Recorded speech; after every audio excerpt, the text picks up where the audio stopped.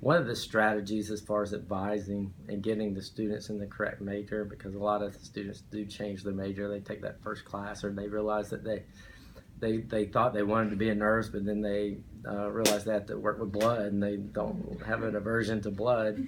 A lot of students do change their major. So to address that from an upfront college entry perspective, advising, we all of our applicants at AB Tech come in unclassified, and they have to go through a list of enrollment steps. Again, all of them are admitted if they're 18 or a high school graduate. But to kind of get the student in the right program of study up front or major up front, we require that they meet with an advisor. We require that they've completed all the enrollment steps, which include submitting an admissions application, completion of our new student orientation, placement. So a student can be placed into college level English or math or developmental via SAT, ACT scores, transferring previous credit in from another college or university, or our college placement test.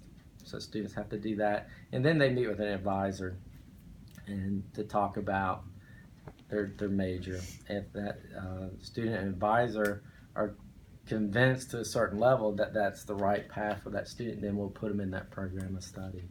So that's kind of sort of unique here at AB Tech. Most community colleges, the one I worked at previously, we allowed students to choose their major up front, and then we had a lot of students come back and say this was just not the right choice for me, and then they would do a change of major. So getting the student on the right path is as early in the process as possible is key to progress and completion.